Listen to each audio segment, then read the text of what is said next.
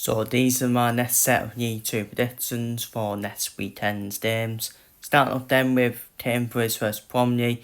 Bromley picked up a very good 1-0 win away at Crewe. Michael Cheek with the only goal of the game. While Cambridge, it just sums Cambridge season up for me, where Cambridge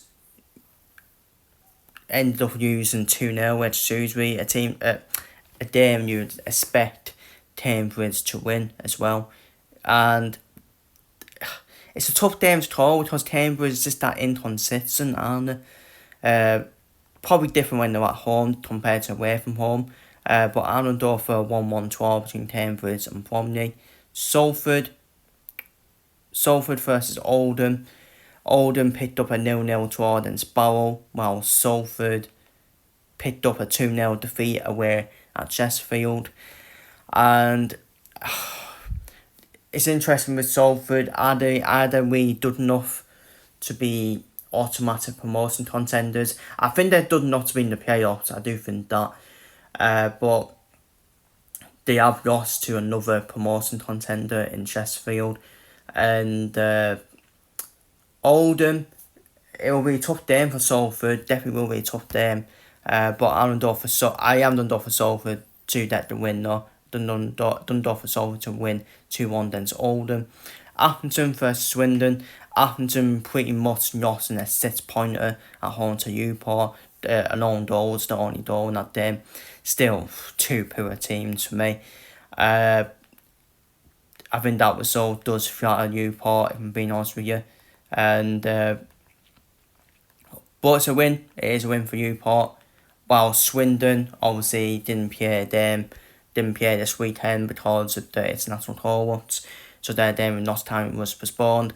And I think that freshness for Swindon will help them here with a 2-0 win away at Accrington, in my opinion. Up next, Barnet versus Notts County. Obviously, Barnet picked up a very good 2-0 win. 2-0 win away at Tranmere. Tranmere dropped off, haven't they? They have dropped off in recent times. Notts County obviously didn't have a game due to international call-ups. And it's done tough game to call. I can't split the two of them. I'm going to go for a 1-1 draw between Barnet and Notts County. Bristol Rovers versus Tranmere. Bristol Rovers suffered a heavy defeat at home to MK Dons 4-0. A statement win for Paul Warren's MK Dons side, who are now closing in on them automatic promotion places. And Tranmere obviously suffered a 2-0 defeat at home to Barnet. I do expect Bristol Rovers to respond here. I'm going to go for a 2-1 win for Bristol Rovers against Tranmere. Chesterfield versus Fleetwood. Fleetwood played an absolute thriller of a game against Halliday, winning 3-2 against Halliday, while Chesterfield obviously picked up a 2-0 win against Salford. Pete Wild's side will give Chesterfield a game, but I'm still on for Chesterfield to get a 2-1 win here against Fleetwood. Colchester versus Halliday. Colchester in good form in recent times. Obviously, Colchester picking up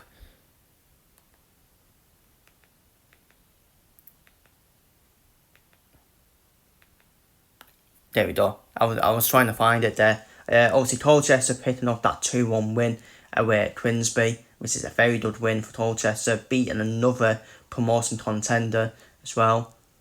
The Stone Doors for fun as well, Colchester. Stone Doors for fun as they take on Howdate.